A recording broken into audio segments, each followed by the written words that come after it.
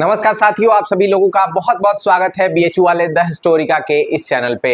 मैं बसंत आज आपके सामने एक बहुत ही बड़े और निर्णनीय मुद्दे को लेकर के आया हूं और बीएचयू की एक बहुत बड़ी समस्या को लेकर के आपके सामने मैं प्रस्तुत हुआ हूं। थोड़ा सा इस वीडियो को आराम से देखिएगा।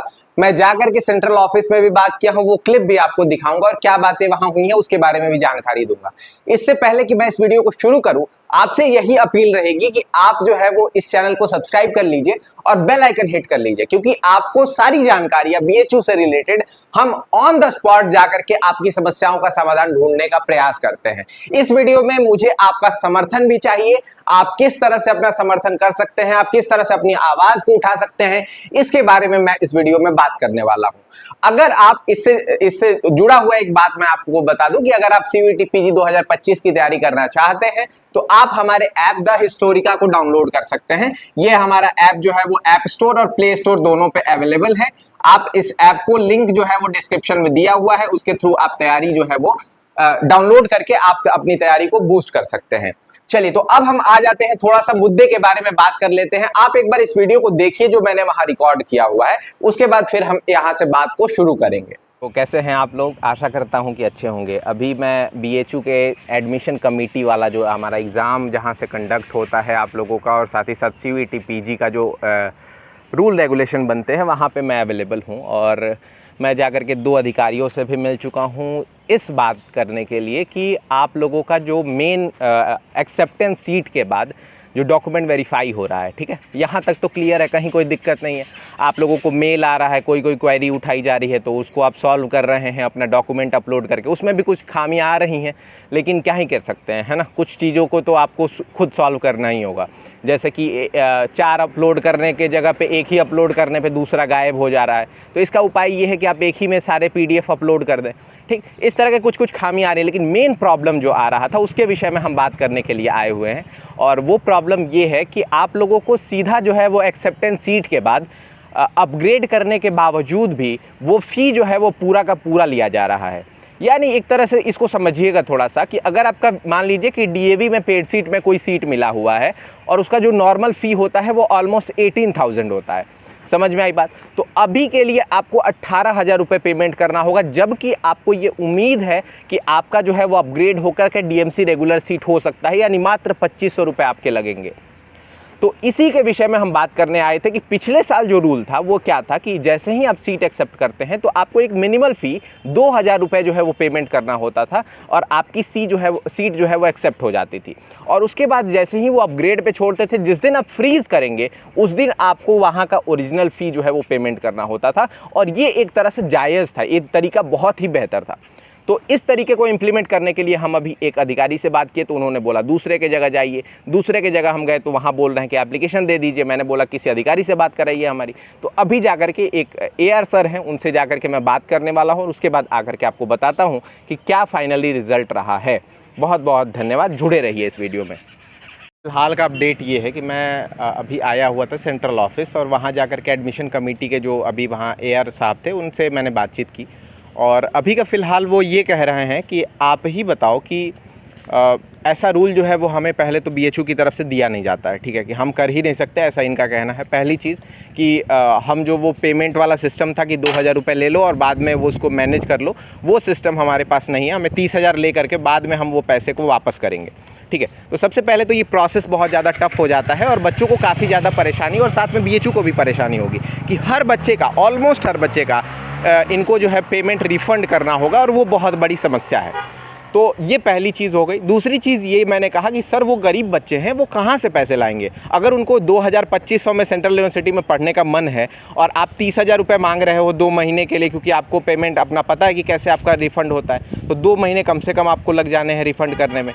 तो ये समस्या के बारे में उनका ये कहना कि अगर वो गरीब हैं तो उनको अच्छे से मार्क्स लाना चाहिए था, ठीक है। मैंने बोला कि अच्छा मार्क्स है उनका, वो तो अपग्रेड होकर के खुद ही वो डीएमसी में आने वाले हैं, लेकिन वो कह रहे हैं कि अभी जो है आप ही बताइए कि टॉपर से तो नीचे है ना।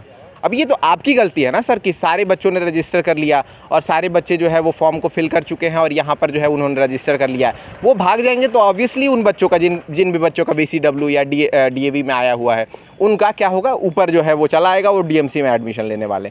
तो उन सारे बच्चों का जो है वो पैसा रिफंड करने में समस्या आने वाली है। दूसरी चीज़ जो बात मेन थी वो ये इन्होंने कहा कि हमारे पास ये ऑप्शन नहीं है, क्योंकि समर्थ वाले बोल रहे हैं कि आप ही के साथ ये ऐसा इशू क्यों है, बाकी यूनिवर्सिटी तो नहीं चाहती है। मैंने बोला सर आपको इसका कारण पता है? इनको नहीं पता था। कारण ये है कि बाकी सारी यूनिवर्सिटीज़ में सारे कॉलेजेस जितने हैं उन सब का फ़ी जो है वो ऑलमोस्ट सेम रहता है, तो इसलिए वो फ़ी जो है वो चाहे कितना पेमेंट करा ले उनको इशू होने वाली नहीं है। ठीक है, यहाँ पे इशू क्यों है? क्योंकि यहाँ पे जो फ्लक्चुएशन है, जो फीस का एक चेंज है वो बहुत ज़्यादा है। कहीं पे 30,000 लिया जा रहा है तो कहीं पे 2500 में भी एडमिशन होता है।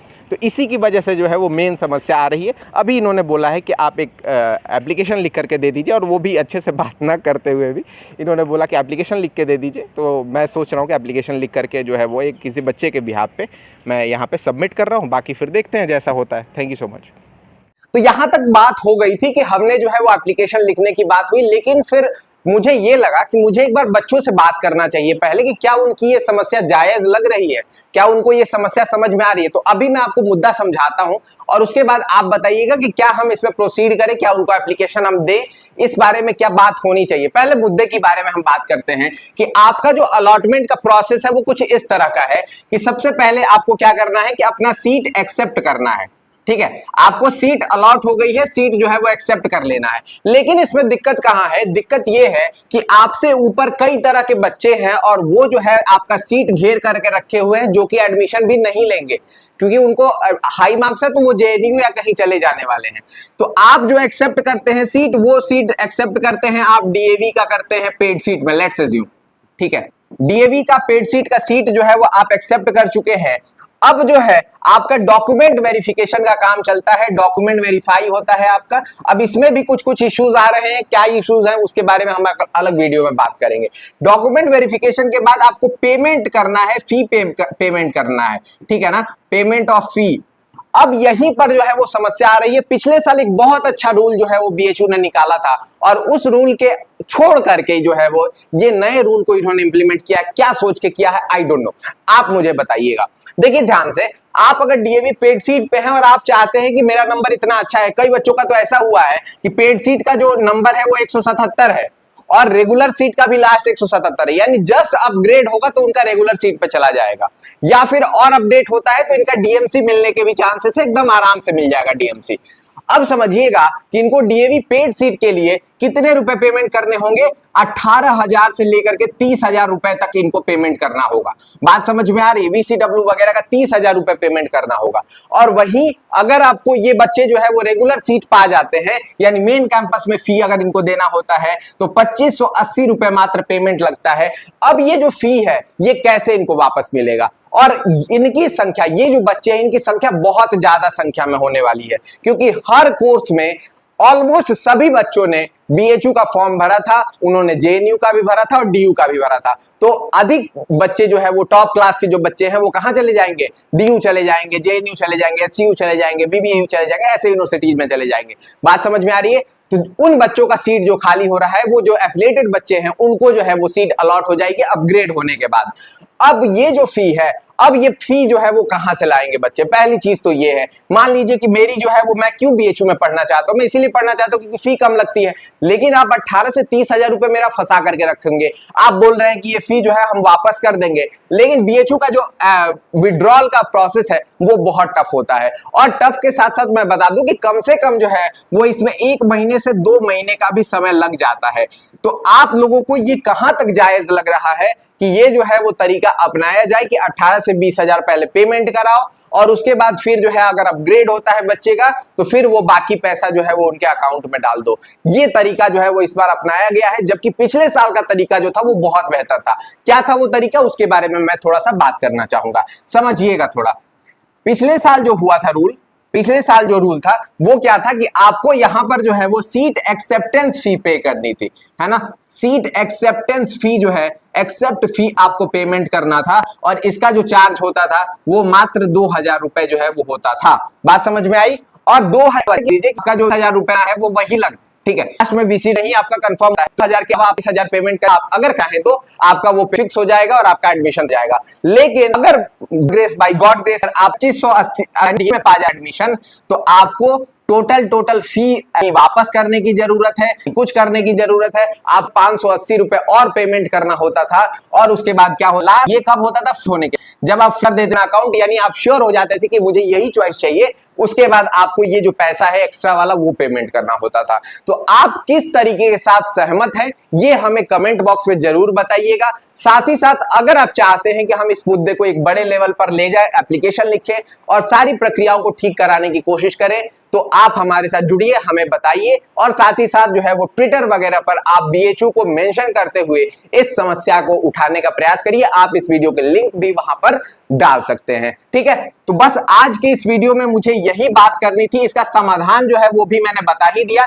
समाधान जो है वो यही है कि आप शुरुआत में जो है एक्सेप्टेंस फी लीजिए और उसके बाद जो जैसे ही बच्चे का फ्रीज होता है उसके अलावा जो भी अमाउंट आपको लेना है वो अमाउंट आप ले लीजिए। ये बात मैंने जो है बीएचयू के सभी अधिकारियों से बात कर ली, लेकिन कोई भी सुनने को तैयार नहीं है, क्योंकि अकेला चना भाड़ नहीं फोड़ सकता, ये बात आप ध्यान रखिए। लेकिन मुझे पता है कि आप लोगों का सपोर्ट जो है वो हमारे साथ है, आप लोगों का समर्थन हमारे साथ है। आपके मुद्दे को जब मैं उठाने का प्रयास करता हूं तो उसके समय केवल और केवल आपका चेहरा हमारे ध्यान में रहता है। इसलिए इस वीडियो को जोर से शेयर करिए, जितना ज्यादा हो सकता है इस वीडियो को फैलाइए, ताकि बीएचयू प्रशासन के लोग जो है वो इस वीडियो को देखें और उनको चीज समझ में आए, उनको मुद्दा समझ में आए। आज के इस वीडियो में इतना ही। मैं बसंत लेता हूं अलविदा। अगर वीडियो अच्छा लगा है तो वीडियो को शेयर जरूर करिएगा, लाइक करिए चाहे मत करिए, सब्सक्राइब करिए चाहे मत करिए, चैनल को, इस वीडियो को शेयर जरूर करिएगा, ताकि हमारी बात जो है वो अधिकारियों तक पहुंचे, जो भी बच्चे परेशानी में हैं उनकी समस्या का समाधान हो सके। आज के इस वीडियो में इतना ही। मिलते हैं अगले वीडियो में, तब तक के लिए आपका बहुत बहुत धन्यवाद, शुक्रिया।